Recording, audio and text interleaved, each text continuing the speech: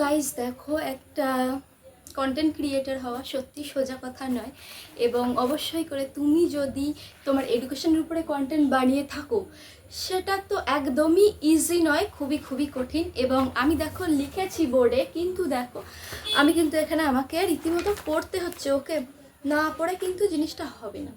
তো চলো পড়ি। এবং এই মানে যে জিনিসটা আর কি খুবই কিন্তু ইম্পর্টেন্ট, ওকে।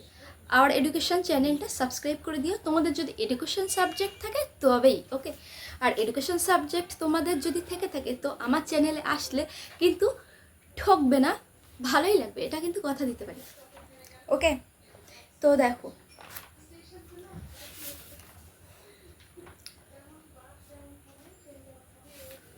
তো আমি রিভিশন করে নিই, পরে দেখাচ্ছি। সো গাইজ দেখো, আমার কিন্তু থর্নডাইক পড়ানো শেষ, ওকে। মানে থর্নডাইকের থিওরিটা আমার কিন্তু পড়ানো, ওকে। দেখো, জেন পাইগেটের কগনিটিভ ডেভেলপমেন্ট থিওরি, এটা কিন্তু ভেরি ভেরি ইম্পর্টেন্ট, ওকে। তো তোমরা শুনে কী করবে বলো? তোমাদের তো এখানে কিছু করার নেই, কারণ তোমরা তো পড়বে না, ঠিক আছে। আর তোমাদের যাদের এডুকেশন আছে তোমরা তারা কিন্তু আওয়ার এডুকেশন চ্যানেলের সাথে যুক্ত হয়ে যেতে পারো, ওকে, যাতে করে তোমরা আমার এই থিওরিগুলো পুরোপুরিভাবে পেয়ে যাও। ও ভাত খাবার নাকি যাচ্ছ?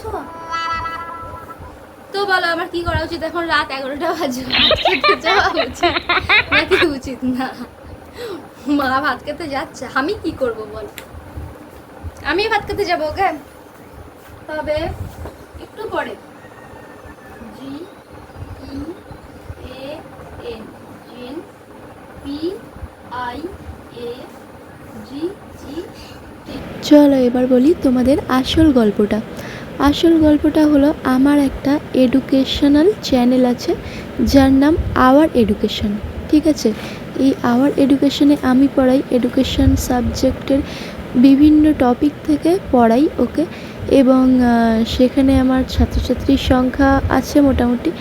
কিন্তু দেখো, একজন সিঙ্গেল মাদার হয়ে সারা দিন তার বেবির পিছনে সময় দিয়ে রাতে যখন সে ঘুমিয়ে পড়ে তখন যে পড়তে বসা এবং সকলকে পড়ানো, এই বিষয়টার ভিতরে একটা তো চাপা কষ্ট লুকিয়েই থাকে, এবং ঘাড় পিঠ সমস্তটা ব্যথা হয়ে যায়।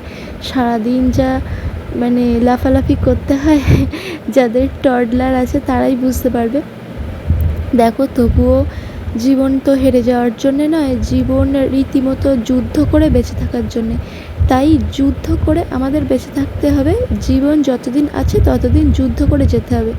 অবশ্যই সাবস্ক্রাইব করে দিও।